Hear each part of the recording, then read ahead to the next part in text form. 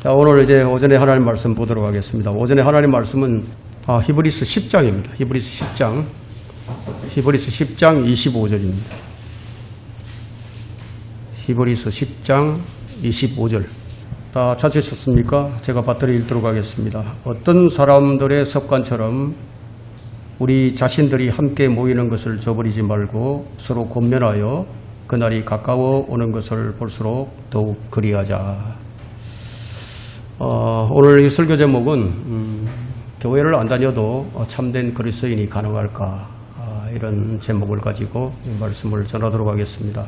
저는 이제 많은 생각들을 좀 해봤습니다. 교회를 안 다녀도 참된 신앙생활이 가능할까. 이에 관해서 성경이 말하는 바는 히브리서 10장 25절에 있는 바로 이 말씀이죠. 어떤 사람들의 습관처럼 우리 자신들이 함께 모이는 것을 저버리지 말자. 이 말씀으로 요약을 할 수 있겠습니다. 오늘날 많은 이유로 인해서 교회 생활을 포기하는 이들이 많이 있습니다. 그 이유는 참으로 다양하겠지만 가장 주된 이유는 교회가 교회답지 못해서일 겁니다. 자, 우리는 이렇게 좀 생각을 해봐야 합니다. 첫째, 주님께서 왜 교회를 세우셨을까? 그 점을 좀 깊이 생각해 볼 필요가 있습니다. 만일 교회를 다니지 않고서도 얼마든지 내 신앙을 지키며 주님을 잘 섬길 수 있다면, 그렇다면 주님은 헛된 일을 하신 것이 되고 말겠죠. 둘째, 교회란 무엇인가? 우리가 그 점을 좀 깊이 생각해 봐야 합니다. 주님은 신약 성경에 신약 지역교회를 세우셨어요. 그리고 그 교회 공동체에 목사를 세워서, 교사를 세워서 하나님의 피로 사신 교회를 돌보게 하셨습니다. 셋째, 주님은 무엇을 하시려고 교회를 세우셨을까요? 하나님을 섬기는 일과 하나님의 일들을 수행케 하시려고 교회를 세우셨겠죠. 자, 하나님을 섬기는 일과 하나님의 일을 하기 위해서는 무엇이 필요합니까? 교육이 필요하죠. 교육이 필요합니다. 성경을 제대로 알고 실행을 하려면 반드시 하나님께서 원하시는 방식이 무엇인지 그 하나님의 방식을 알아야 하기 때문입니다. 그런데 오늘날 교회들은 재구실을 하지 못하고 있습니다. 그래서 교회를 떠나는 이들이 많아졌습니다. 하지만 여러분이 아셔야 할 것은 신약 성경에만 나오는 교회, 이 바울 서신에 나오는 7교회가 있죠. 그리고 요한 서신에 7교회가 등장을 하게 됩니다. 그렇다면 교회가 얼마나 중요한가를 우리가 좀 알아야 합니다. 하지만 우리가 성경에서 발견하는 교회의 이 모습들을 보게 되면 모두가 다 칭찬받는 교회는 아니었어요. 무질서하게 행동하는 교회도 있었고 또 책망을 받는 교회도 있었죠. 아무 일도 하지 못하는 죽은 교회, 4대 교회도 있었습니다. 첫사랑을 잃어버린 에베소 교회도 있었습니다. 입에서 토해내야만 하는 라오디게아인들의 교회도 있었습니다. 그러나 칭찬받는 빌라델피아의 교회도 있었죠. 지금도 이와 같은 유형의 교회들이 그대로 존속하고 있습니다. 그렇다면 다녀야 할 교회가 있고 다니지 말아야 할 교회가 있는 것이 분명해졌죠. 왜냐하면 성경은 무질서하게 행동하고 품위와 질서를 지키지 않는 교회, 경건을 이익이라고 가르치는 교회, 정중한 말과 그럴듯한 언변으로 사람을 속이는 교회들로부터는 빠져나오라고 말씀을 하고 있기 때문입니다. 다만 문제가 있는데 어떤 문제인가 하면 어떤 교회가 좋은 교회이고 어떤 교회가 나쁜 교회인지 분별하지 못하는 이 세대의 무지한 군상들이 문제겠지만 성경은 분명하게 우리에게 함께 모이는 것을 저버리지 말라고 권면하는 것을 볼 때 참된 신앙은 참된 교회에서 이루어지는 것임을 알 수가 있습니다. 우리가 여기서 좀 깊이 생각해 볼 문제는 구원받은 성도들에게는 성령님이 내주하고 계신다는 사실입니다. 그래서 로마서 8장 1절에는 그리스도 예수 안에 있는 자들은 육신을 따라 행하지 않고 성령을 따라 행한다고 말씀하고 있습니다. 왜 바울은 육신과 성령을 계속 대조하면서 그것을 강조하고 있을까요? 로마서 8장 5절에도 보면 육신을 따르는 사람들은 육신의 일들을 생각하나 성령을 따르는 사람들은 성령의 일들을 생각하노니라. 이런 말씀이 있습니다. 자, 이것으로 바울은 육신의 사람과 성령의 사람을 대조하고 있죠. 더 나아가서 바울은 로마서 8장 7절에서 육신적인 생각은 하나님과 원수가 된다고 단정을 하고 있습니다. 사람들 눈에는 보이지 않지만 우리 참된 그리스도인들의 그 마음 깊은 곳에서 느껴지는 전쟁이 있어요. 싸움이 있습니다. 그것은 무기로 치르는 전쟁도 아니고 우리 뉴스에 나오는 좌우의 갈등도 아닙니다. 그러나 분명한 사실은 우리 마음속에 치열하게 갈등하고 반복하는 성령과 육신의 싸움이 있다는 거예요. 어쩌면 여러분은 그 전쟁터 한가운데 있는지도 모릅니다.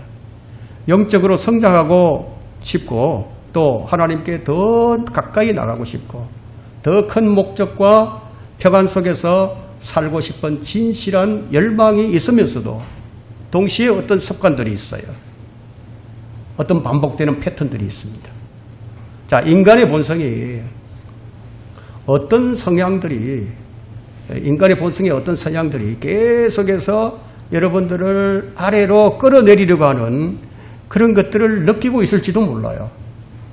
여러분이 이것을 느껴보았다면 그것은 여러분 혼자만의 느낌이 아닙니다. 이것은 믿음의 역사 전체를 통틀어서 수많은 그리스도인들이 정언해 온 이야기입니다. 바울도 이 사실을 알고 번민했음을 우리는 로마서 7장에서 발견하면서 그의 고뇌를 우리가 들을 수가 있습니다. 그럼 로마서 7장 24절 한번 볼까요? 로마서 7장 24절. 저도 참 이 로마서 7장을 통해서 많은 것을 깨달았습니다. 저도 이와 같은 고뇌를 겪었기 때문입니다. 7장 24절을 보시게 되면 나는 비참한 사람이로다. 나는 비참한 사람이로다. 뭐 어쩔 수 할 수 없으니까요. 자기가 어찌할 수가 없는 그런 문제가 있으니까 나는 비참한 사람이로다. 누가 이 사망의 몸에서 나를 구해낼 것인가. 바울은 자신의 심정을 토로하는 겁니다. 바울은 자기 생각 속에서 일어나는 아주 처절한 이런 모습을 발견한 겁니다. 성령의 법을 생각하는 자신이 있고 육신의 일들을 생각하는 자신이 있어요. 이 모순된 상황에 놓여 있는 자신을 발견을 하게 된 겁니다. 그래서 생각하기를 이 자신의 자만심과 어떤 자의식, 그 자아에서 벗어날 수만 있다면 내가 늘 의식하고 있는 이 공고하고 흉측한 이런 자아에서 어떻게 벗어날 수 있을까? 이것이야말로 성령으로 죄들을 깨달은 모든 이들의 외침이 아니겠습니까? 저는 이 자기의 문제를 다루지 않으면서 하나님의 사랑에 계시만 찬양하는 자들의 말들을 들을 생각은 전혀 없습니다. 세상에서 자기의 모습이 어떠한지 보여주지 않는 이 기독교의 설교, 자아가 어떻게 표출되는지 보여주지 않는 가르침은 아무리 붙들어도 소용이 없어요. 성경은 그리스도인은 어떤 것이든 자기가 원하는 방식대로 살아야 된다고 가르치지 않아요. 오히려 그리스도인이라면 주님께서 원하시는 방식대로 살아야만 한다고 가르치고 있습니다. 그렇게 가르치지 않을 때에는 그 대가를 치르게 된다고 얘기합니다. 루이 14세가 한 위고노 그 설교자에게 이런 얘기를 했습니다. 나는 지금까지 수많은 설교를 들어왔고 그 설교를 들으면서 매우 기뻐했습니다. 그러나 나는 당신의 설교를 들을 때마다 내 자신이 왜 이렇게 불쾌해지는지 모르겠습니다. 이런 얘기를 했습니다. 자, 밥 존스 시니어는 이렇게 얘기했습니다. 어떤 설교자가 당신을 비참하게 느끼게 하지 못한다면 그는 결코 좋은 설교자가 아니다. 우리는 설교를 통해서, 말씀을 통해서 우리 자신을 봐야 합니다. 어떤 사람인지. 자기 모습을 보는 순간 바울과 같이 나는 비참한 사람이로다. 이런 외침이 나오지 않을 수가 없어요. 교회의 역사 가운데 가장 신실했던 바울이 이 싸움을 공개적으로 인정을 했다면 우리 역시 그것을 느낄 때 부끄러워할 필요가 전혀 없어요. 영적으로 성장하는 사람과 정체된 사람의 차이는 그 긴장에 어떻게 반응하느냐에 달려 있겠죠. 제가 성령과 육신의 반목을 제시한 것은 사실 이것이 우리 신앙의 가장 중요한 부분이기도 하지만 이것에 의해서 교회가 잘못을 선택할 수도 있고 교회를 떠나 가라한 성도가 될 수도 있기 때문이에요. 여러분은 왜 그리스도의 공동체가 예수님의 첫 제자 때부터 믿음의 중심적인 역할을 하는 부분이었는지, 또 성경에 따르면 교회가 실제로 무엇을 의미하는지 잘 이해하고 있습니다. 단순한 건물이나 또 종교기관을 훨씬 뛰어넘는 그 의미가 있죠. 그리고 이 설교를 마칠 때쯤 여러분 자신의 믿음의 여정에 대해서 더 분명하고 더 깊은 시각을 갖게 될 것입니다. 저는 오늘 하나님께서 여러분에게 하실 말씀이 있다고 저는 믿고 있습니다. 저를 통해서가 아니라 믿음의 말씀을 통했습니다. 교회란 무엇인가? 에클레시아죠, 에클레시아. 불러냄을 받은 사람들의 모임이에요. 세상으로부터. 그 사도행전 20장 28절에 보니까 감독자를 세워서 하나님께서 피로 사신 하나님의 교회를 돌보게 하셨다고 말씀하고 있어요. 그렇다면 건물이 교회가 아니죠. 모임의 장소가 교회가 아니죠. 구원받은 성도들의 모임이 바로 교회입니다. 바울은 고린도 교회 편지를 쓰면서 초대교회 성도들이 모든 것을 이해하는 방식을 바꿔놓는 말을 했어요. 사람의 이해를 바꾸는 그런 말을 하게 됐는데 그것이 고린도전서 6장 19절입니다. 너희 몸은 너희가 하나님으로부터 받은 바 너희 안에 계신 성령의 전인 것을 알지 못하느냐. 사람들의 이해는 어떻습니까? 예루살렘에 있는 성전이 교회인 줄 알았어요. 어떤 사람들이 모이는 건물이 교회인 줄 알았어요. 근데 그것이 아니었죠. 이 얘기는 누구에게 주신 말씀입니까? 구원받은 사람들이죠. 복잡한 마음을 가진 사람들, 마음의 상처와 또 소망을 가진 이런 평범한 사람들, 그 안에 살아계신 하나님의 임재를 품고 있는 사람들에 대한 얘기입니다. 이것이 바로 교회죠. 그리고 이런 살아있는 성전들이 둘셋 모이게 될 때 집에서든 사무실에서든 광장에서든 회중 가운데서든 눈으로 볼 수 있는 것을 넘어서는 일이 일어난다는 거예요. 그것이 무엇이냐면 예수님께서 말씀하셨어요.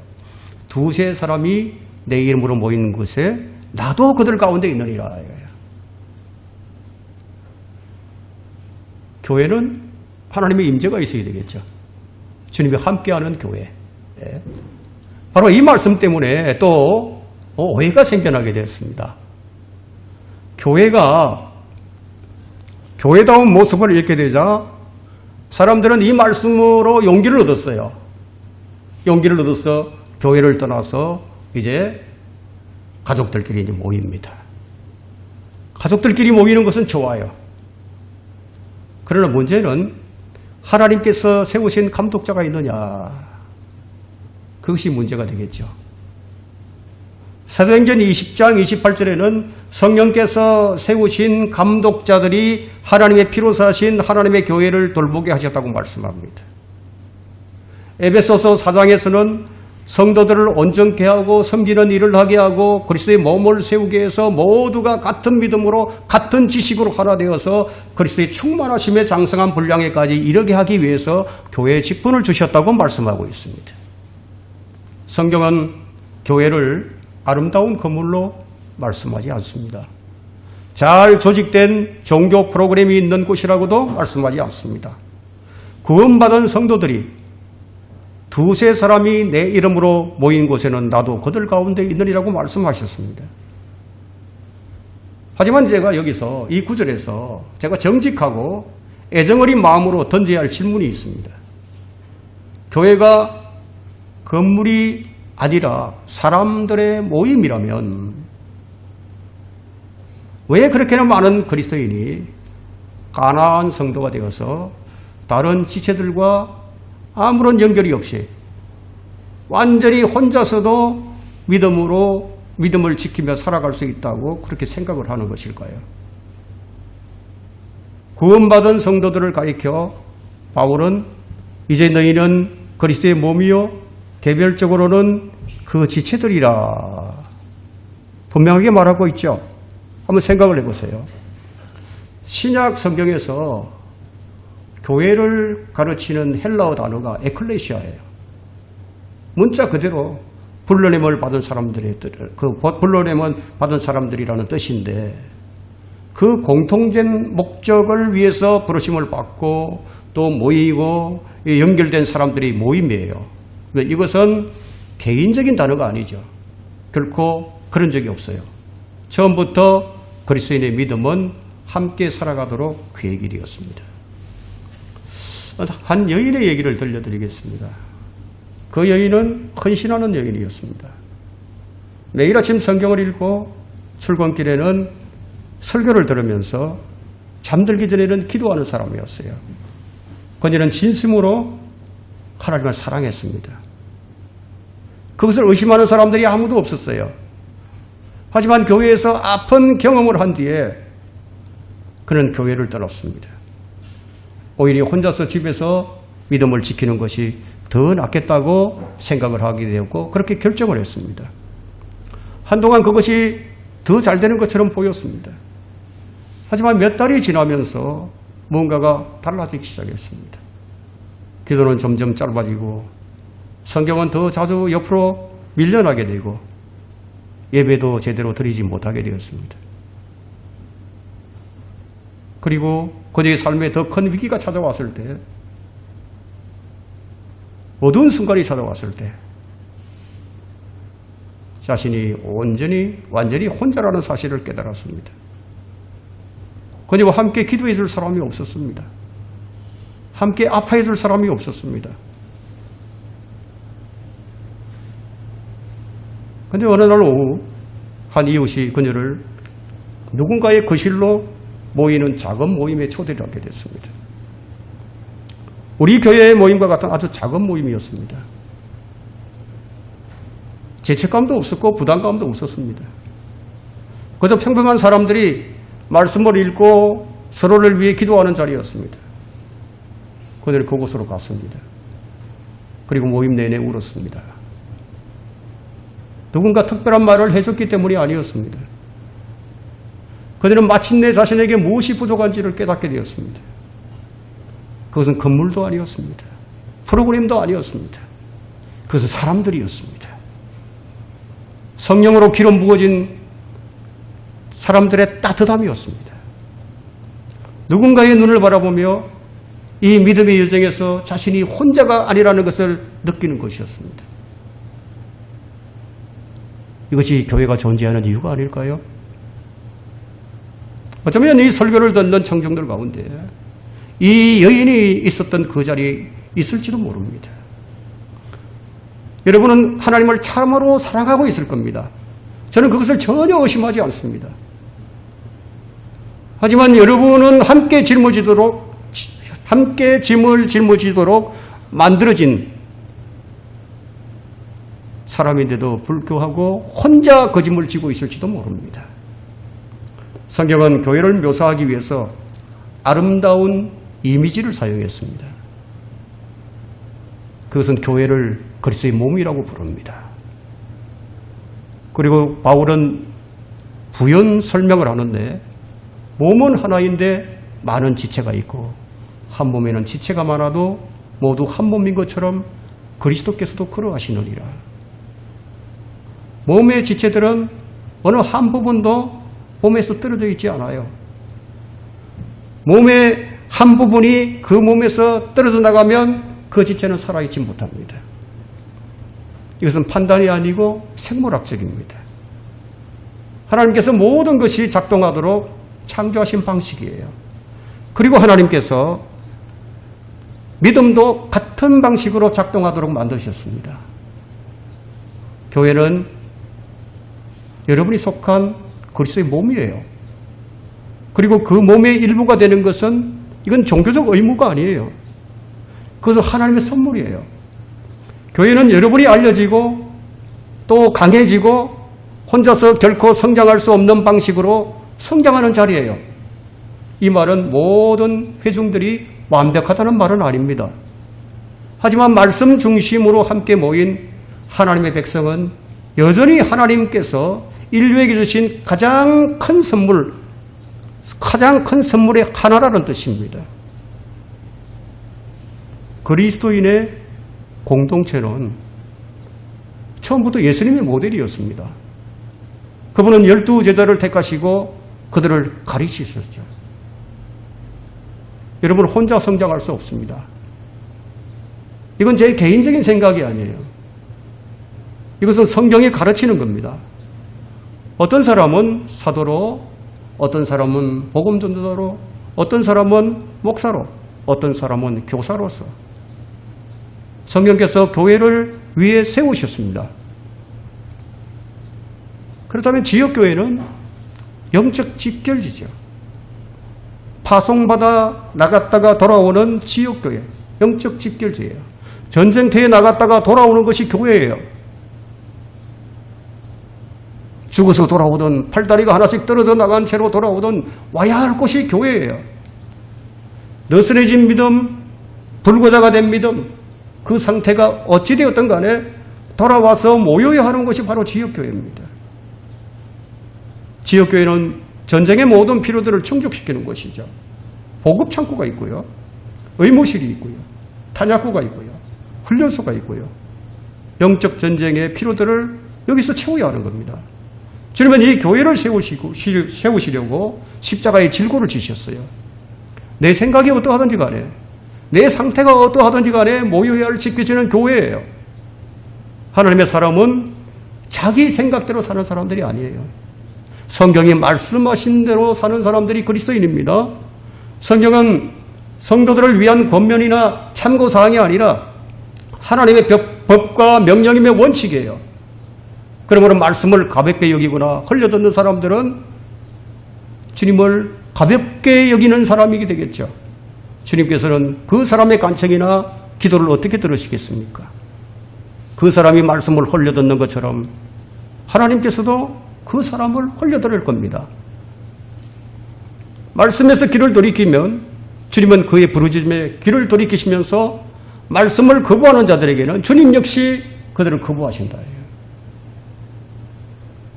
하나님께서는 하나님의 말씀을 어떻게 대하고 있느냐, 그 태도에 따라서 그렇게 대해 주신다고 시편 18편 24절로부터 26절에 말씀하고 있는데요. 한번 우리 찾아보겠습니다. 시편 18편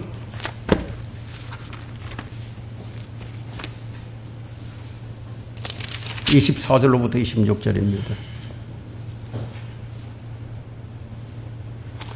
그러므로 주께서 내 의를 따라 그의 목전에서 내 손의 정결함을 따라 내게 갚으셨도다.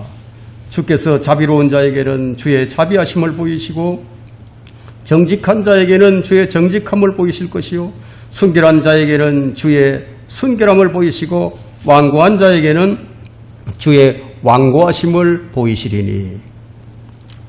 이 말씀을 보게 되면 심은 대로 거둔다는 법칙을 알 수가 있죠. 주의 말씀을 가볍게 여기는 사람들은 주님 역시 그를 존중하지 않으세요. 오래 참으시고 자비가 많으시고 은혜가 풍성하시고 인내하시는 하나님이란 사실이 나의 게으름을 합리화시키는 수단이나 변명거리가 될 수는 없다는 거예요. 주님은 은혜와 자비가 크신 만큼 돌이키지 않는 자들에게는 더 큰 진노를 쌓아가십니다. 징계와 심판이 속히 임하지 않는다는 이유로 돌이키지 않고 변명과 핑계로 자신을 합리화시키는 사람들이 참 많이 있습니다. 성경은 그들을 가리켜 악인이라고 부릅니다. 악인. 전도서 8장 11절에는 악한 일에 대한 징벌이 속히 집행되지 않으므로 사람들의 아들들의 마음이 그들 안에서 악을 행하기로 완전히 정해졌도다. 완전히 정해졌어요. 저는 오늘날의 이 세대를 보면서 이 말씀을 대입해 볼 때 정말 이 말씀대로구나. 그것을 깨닫습니다. 이 세대가 얼마나 악해져 있습니까? 이런 자들은 주의 오래 참으심과 주의 인내하심, 주의 선하심을 멸시하는 사람들이에요. 주의 오래 참으심을 멸시하는 자들에게 바울은 이렇게 얘기를 합니다. 네가 그분의 선하심이 너를 회개하도록 인도하심을 알지 못하고 하나님의 선하심과 관용과 오래 참으심의 풍성함을 무시하는 것이냐? 무시하는 것이냐? 로마서 2장 4절에 기록하고 있죠. 베드로 또한 우리에게 주의 오래 참으심이 구원인 줄로 생각하라고 얘기합니다. 성경을 좀 더 알고 더 배운 사람 중에는 유난히 근본 진리를 외면한 채 자기 합리화만을 일삼으며 하나님의 말씀을 이용해 먹는 그런 사람들도 있습니다. 예를 들자면 주일 예배 같은 경우는 주일은 안식일이 아니다. 주일 성수는 율법 조항이 아니다라고 말하면서 주일에 함께 모이기를 힘쓰지 않는 거죠. 물론 틀린 말은 아니에요. 주일은 안식일이 아닙니다. 율법 조항도 아닙니다. 우리는 주일을 율법적, 형식적, 의무적으로 이 주일을 지키는 자들이 아닙니다. 주일을 지키기 위해서 교회를 나오는 것도 아닙니다. 함께 모여서 예배를 드리기 위해서 나오는 거죠. 혼자서 예배를 드리고 기도하고 찬양하고 성경을 읽을 수 있지만 성경은 모이기를 힘쓰고 모여서 함께 하라고 말씀을 하시죠. 혼자서나 가족끼리 할 일이라면 주님께서 교회를 세우실 필요가 있으시겠습니까? 우리는 어떤 날을 지키기 위해서 모이는 것이 아니라 그냥 우리가 함께 모이기로 한 날에 모이는 거예요. 주일 예배는 성도들이 함께 모여서 예배를 드리기로 교회가 정한 날이에요. 한 주의 첫날은 모이기 가장 좋은 날이니까. 우리 주님이 부활하신 날이죠. 한 주의 시작이 되는 날이에요. 그래서 우리는 주의 첫날에 모입니다. 여러분 이 사실을 분명히 알아야 합니다. 간혹 어떤 이는 주일에 모이는 것이 안식일을 지키는 것이라고 말을 하지만 그런 그들에게는 주일의 진정한 의미가 무엇인지 우리가 온유하게 답변을 해주고 또 책망을 하면서 바로 잡아줘야 합니다. 어떤 분들은 교회가 정한 어떤 날에 기도 모임이나 성경 공부 모임에 나오지 않아요.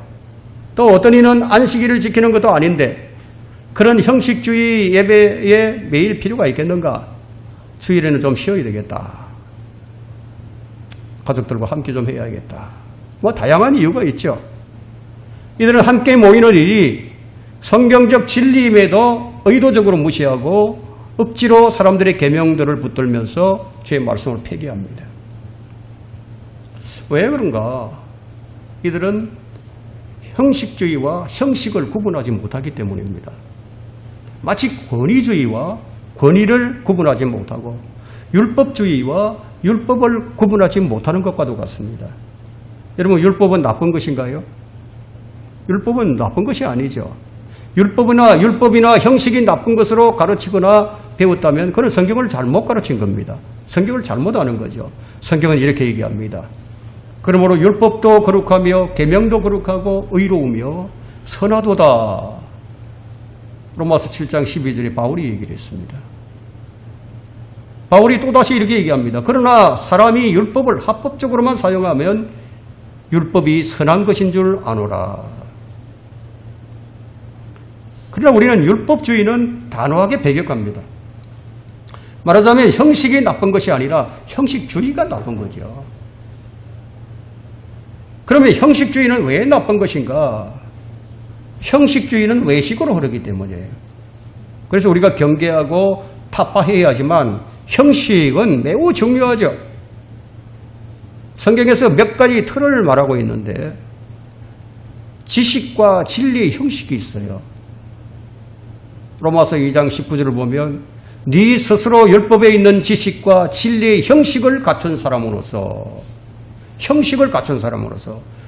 보지 못하는 사람들의 안내자요 어둠에 속해 있는 자들의 빛이라고 얘기를 하고 있습니다. 지식과 진리에도 형식이 있죠. 또 교리의 본이 있습니다. 본이 무엇입니까? 하나의 틀이라는 거죠. 하나님께 감사드리는 것은 너희가 죄의 종이었으나 너희에게 전하여 준 교리의 본을 마음으로부터 순종하여 로마서 6장 17절에 기록하고 있죠. 그리고 건전한 말씀의 본이 있습니다. 디모데후서 1장 13절과 14절에 너는 그리스도 예수 안에 있는 믿음과 사랑 안에서 내게 들은 건전한 말씀들의 본을 굳게 붙잡고 우리 안에 거하시는 성령을 힘입어 네게 맡겨진 그 좋은 것을 지키라. 이런 본들은 우리가 굳게 붙들어야 할 것들입니다. 주님께서 이 바리새인들의 위선을 책망하셨지만 그들의 가르침이 잘못되었다고 말하지 않았어요. 마음과 육체가 둘 다 중요한 것 같이 이 본질과 형식 둘 다 중요한 거예요. 자, 마태복음 23장 23절에서 주님께서 위선자들을 책망하셨는데 위선자인 서기관들과 바리새인들아 너희에게 화가 있으리라. 이는 너희가 박하와 아니스와 키민의 11조는 바치면서 율법과 공의와 자비와 믿음에 더 중요한 것들을 빠뜨렸기 때문이라. 너희는 이것들도 마땅히 해가고 또 저것들도 저버리지 말아야 하리라. 둘 다 중요한 거죠. 경건의 모양만 있고 경건의 능력이 없는 것이 문제죠. 경건의 모습 그 자체가 나쁜 것은 아니죠. 그런데 주일 예배 모임을 아주 지독하게 또 공격하는 무교주의자들도 있습니다. 교회는 필요 없다 이렇게 외치는 자들이 있죠. 그들의 주장도 나름대로 논리적인 기반을 두고 있지만 성경이 뭐라고 얘기하고 있죠? 오늘 본문을 보니까 어떤 사람들의 습관들처럼 우리 자신들이 함께 모이는 것을 저버리지 말고 서로 권면하여 그날이 가까이 오는 것을 볼수록 더욱 그리하자. 함께 모이는 것, 서로 권면하고 더욱 힘써야 할 일입니다. 교회를 다니다 안 나오는 자들에게는 모임에 대한 권면이 필요하죠. 오늘날 지금 가나안 성도들이 약 한 100만 명 정도 된다는 그런 통계 수치가 나와 있는데 정확한지는 모르겠습니다. 이제 우리가 좀 살펴볼 것은 교회가 성경적으로 모여야 할 이유를 좀 살펴보도록 하겠습니다. 자, 첫 번째는 주님은 성도들의 모임 가운데 함께 하신다고 하셨어요. 두세 사람이 내 이름으로 함께 모이는 곳에는 나도 그들 가운데 있느니라. 그러니까 혼자 해야 할 일이 있고요. 함께 해야 할 일이 있습니다. 이 말씀은 개개인의 기도가 아니라 모여서 하는 기도에 대해서 주님이 주신 말씀이지만 이 말씀을 얼마든지 확장시킬 수 있어요. 자, 예배로 모이고 또 집회로 모이고 성경 공부로 모이고 복음 전도로 모이고 교제하기 위해서 모이고 무엇으로 모이든 간에 주님의 이름으로 모이게 될 때 주님은 그들과 한가운데 계신단 말이에요. 자, 은밀히 혼자서 골방으로 들어가 기도하는 것도 중요하지만 모여서 하는 합심 기도도 중요하다는 거예요. 둘 다 있어야 되겠죠. 둘 다 필요한 겁니다. 베드로가 감옥에 갇혔어요. 그때 온 교회가 함께 모여서 기도를 했습니다. 감옥에서 풀려난 베드로가 마가 요한의 집으로 갔을 때 그가 보았던 것이 무엇이죠? 사도행전 12장 12절에 기록되어 있는데 그가 그 일을 생각하며 마가라고 하는 요한의 모친 마리아의 집에 오니 그곳에서 많은 사람들이 모여 함께 기도하고 있더라. 많은 사람들이 모여서 함께 기도하고 있었습니다. 주님은 성천하신 후에 120명의 제자들이 모여서 한 마음으로 기도를 했습니다. 그러니까 모여서 기도하는 것은 초대교회 이후로 전해 내려오는 교회 전통이 되었습니다. 이것은 사람들의 전통이나 장로들의 전통이 아니라 성경적인 전통이에요. 그 성경적 전통은 우리가 굳게 붙들어야만 하는 전통입니다. 이것을 데살로니가 후서에서 우리에게 알려주는데 여러분 데살로니가 후서로 한번 잠깐 가보겠습니다. 데살로니가 후서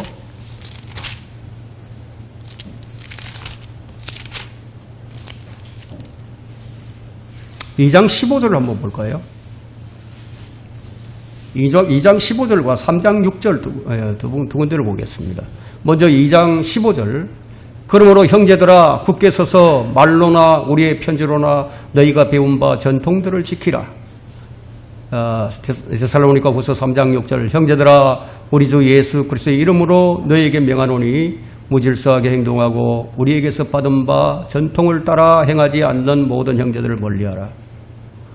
이 말씀에 따르게 되면 멀리 해야 할 형제도 있다는 겁니다.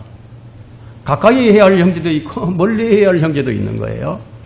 함께 모이라는 것은 기도만을 위한 것은 아니죠. 교회란 뜻 자체가 불러냄을 받은 사람들의 모임이니까 모이기를 거부하는 자는 교회를 거부하는 것일 뿐만 아니라 그리스도를 거부하는 거죠. 왜냐하면 교회는 그리스도의 몸이니까요. 말하자면 모이기를 싫어하는 자는 주님의 몸된 교회를 싫어하는 것이죠. 초대교회 성도들은 날마다 모여서 찬송하고 교제하고 빵을 나누었습니다. 우리는 매일 모이지는 못할지라도 일주일에 교회가 정해놓은 하루, 이틀 이것을 모이지 못한다는 것은 심각한 문제가 아닐 수 없죠.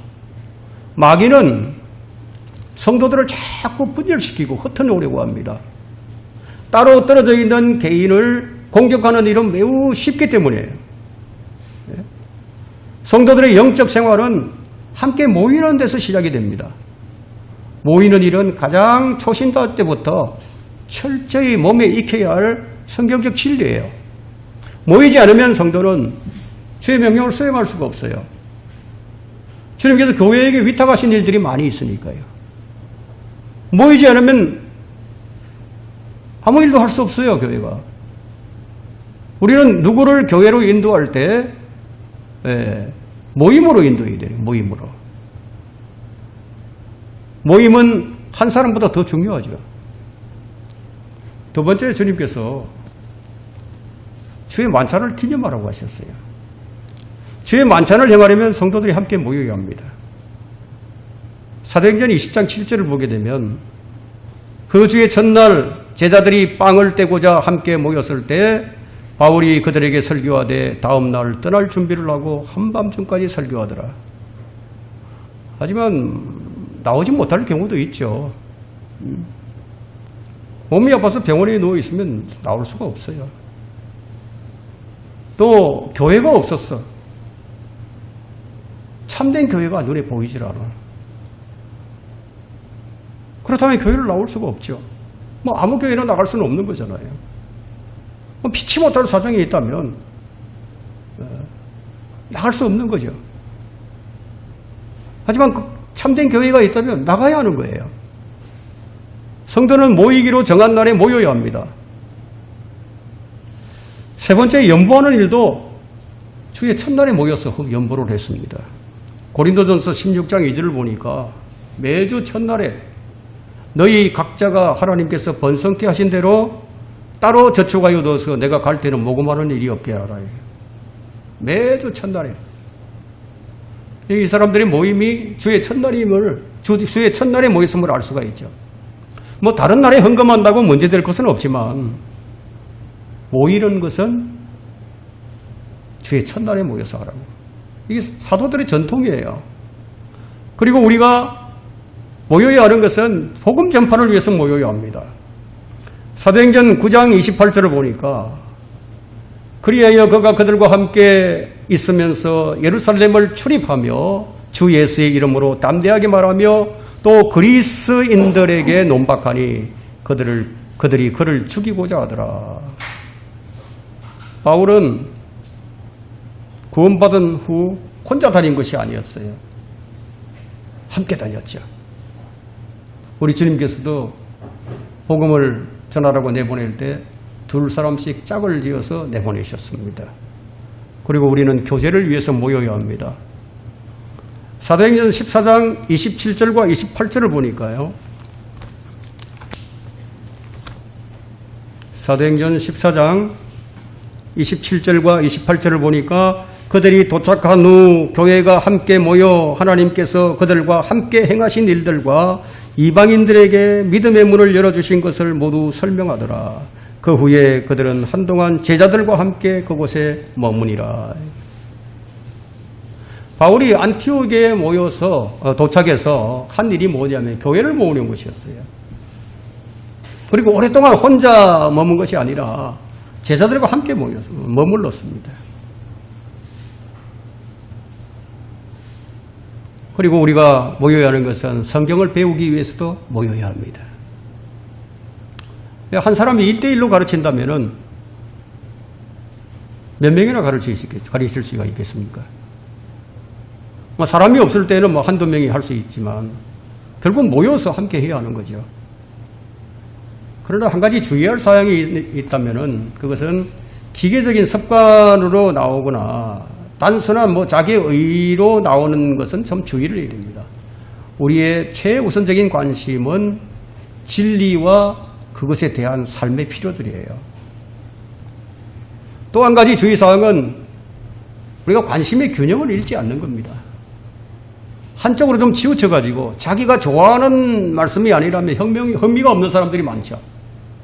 종말론에 빠져있는 사람들 보면요. 대다수 보면 다른 말씀에는 관심이 없어요. 그냥 종말론에만 꽂혀있는 거예요. 왜냐면 대다수 사람들을 보면 앞날에 대한 설교는 참 좋아해요. 사람들은 어떤 특정 주제에 관심이 있어요. 사람들은 이 설교 제목을 보고 설교를 들으려고 하지 그 내용을 보고 들으려고 하지 않습니다. 이것이 19세기 초엽부터 이제 생겨난 현상인데 이때부터 차츰 사람의 중심 설교로 옮겨가는 이 변화가 이제 일어나게 된 겁니다. 사람 중심의 설교로. 그래서 이제 맞춤형 설교라든가 맞춤형 예배가 바로 이 때문에 생겨난 겁니다. 그리고 우리가 영적 전투를 위해서도 모여야 합니다. 우리는 그리스도의 군사들입니다. 여러분 군대가 있어요. 군대. 국가를 지키려면 군대가 있어야죠. 혼자서 군대가 될 수가 없죠. 여러분 이스라엘 백성들을 가리켜서 하나님의 군대라고 부르셨어요. 우리 역시 그리스도의 군사들입니다. 그 군대의 힘은 어디서 나오죠? 조정력에서 나오죠. 대장을 믿고 절대적으로 복종하는데 거기에서 승리가 나오는 거죠. 그럼 불신과 불순종은 군대를 와해시켜버립니다. 그럼 전우들 간에 깊은 우애가 있어야 되겠고요. 또 국가에 대한 충성심도 있어야 되겠고요. 군기도 있어야 되겠고요. 사기도 있어야 되겠죠.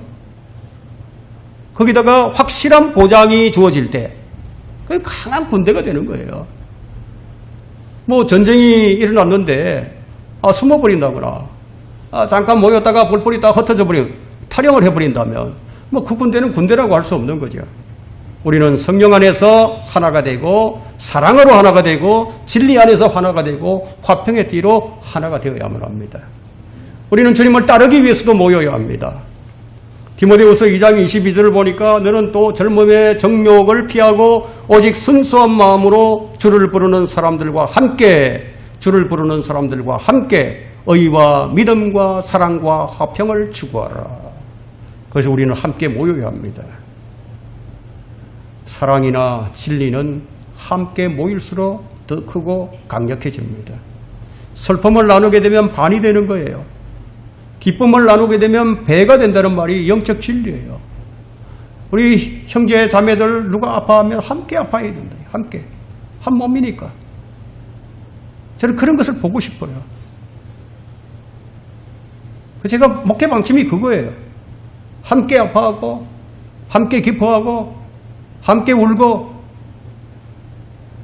이런 게 필요한 거예요. 연결이 돼야죠. 연결이 서로. 함께 모이지 않는 사람들은 어떤 사람들입니까? 함께 모이지 않는 사람들. 마태복음 12장 30절을 보니까 나와 함께하지 않는 자는 반대하는 자요. 또 나와 함께 모으지 않는 자는 헛되리는 자니라. 우리 주님께서 모으기를 힘쓰셨어요. 모으기를. 근데 사람들은 모이기를 거부했죠.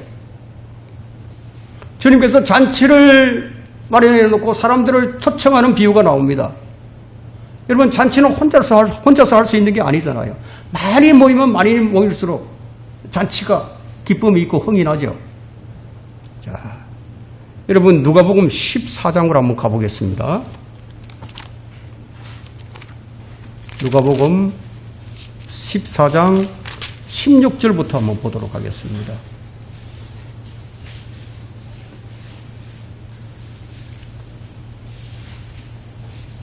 그때 주께서 그에게 말씀하시기를 어떤 사람이 성대한 저녁을 마련하고 많은 사람을 초대하였더니 식사 시간이 되어 초대한 사람들에게 자기 종을 보내어 말하기를 오소서 이제 모든 것이 다 준비되었나이다 라고 하였으나 그들이 모두 하나같이 변명하기 시작하더라. 첫 번째 사람이 그에게 말하기를 내가 밭을 샀는데 가서 그것을 보아야 하니 나를 용서해 주게 하고 또 한 사람은 말하기를 내가 소 5겨리를 샀는데 그것을 시험해 보려고 가니 나를 용서해 주게 하고 또 다른 사람은 말하기를 나는 장가를 들었으니 가지 못하겠네 라고 하더라. 우리 주님께서는 모이기를 이제 원하시는데 이 사람들은 참 사연도 제각각이에요. 보니까 모이지 않는 변명이 누구나 다 있는 거예요. 여러분, 어떤 교회가 강성한 교회입니까? 신실한 믿음의 사람들, 이 사람들이 잘 모이는 교회가 강성한 교회예요. 그게 제대로 된 교회입니다. 모임이 잘 안 되는 교회는 약할 수밖에 없어요. 구원은 개인적으로 받지만 섬김은 함께 하는 거예요. 이는 신약이든 구약이든 구분이 없어요. 사무엘은 백성들을 미스페에 불러 모았죠. 미스페에 불러 모아서 내가 너희를 위하여 주께 기도하리라. 미스페로 모이라. 명령을 내렸어요. 미스페의 영적 대각성, 모이라는 명령에 따라서 모인 자들에게 하나님께서 임했습니다. 바쁜 일이 있을 수 있어요. 나는 혼자서 기도할 수 있다. 혼자 하면 되지. 꼭 모임에 나가야 하느냐. 오늘 이 말씀을 통해서 많은 것을 생각해 볼 수가 있겠죠. 미스페로 나오지 않았던 백성들에게는 복이 임하지 않았습니다. 서기관 에스라는 바빌론 포로에서 귀화한 사람들에게 영적 각성을 도모하기 위해서 모이라고 했습니다. 에스라 10장 7절에 기록되어 있는데 그게 모여서 기도하고 모여서 찬양하고 모여서 빵을 떼고 모여서 교제를 했죠. 말씀을 정리하겠습니다. 모이지 않으면 아무것도 할 수 없습니다. 돌아온 백성들은 며칠간 계속적으로 집회에 모였어요. 모이기를 거부하는 자들은 주님을 거부한 것이나 다름이 없었습니다. 여러분, 모이지 않는데 어떻게 한마음이 되고 어떻게 합심이 되겠습니까? 모여야 교제할 수 있죠. 모이지 않는데 어떻게 서로 권면하고 서로 위로하고 서로 가르치고 서로 훈계하면서 섬길 수가 있겠습니까? 모이는 것은 날이 가면 갈수록 사람들이 저버리게 될 것이라고 하는 것이 바로 성경의 말씀인데 이게 마지막 현상이다. 여러분, 코로나 시대를 지나면서 모이지 않는 성도들이 급증하고 있습니다. 마지막 때가 가까이 오는 것을 볼수록 모이는 일을 저버리지 말라고 하셨는데 성경과 반대로 가고 있죠. 왜 마지막 때가 가까울수록 더 열심히 모여야 하는지 아십니까? 그만큼 강력하게 불법의 신비가 활동하기 때문이에요. 우리가 정신을 차리지 않게 되면 우리가 이미 이루어 놓은 상들을 잃어버릴 수도 있어요. 우리는 주님이 가까이 오실 날이 가깝다는 것을 알아요. 주님을 맞이할 준비를 위해서도 우리는 모여야 합니다. 정말 성경대로 믿는 사람들이라면, 성경을 믿는 사람들이라면 함께 모이려는 일을 저버리지 말고 서로 권면하면서 세워주고 독려해주고 용기를 주고 위로해주고 격려해주면서 함께 아파하고 함께 슬퍼하고 함께 울고 함께 기도하고 이런 성도들이 되셔야 할 것입니다.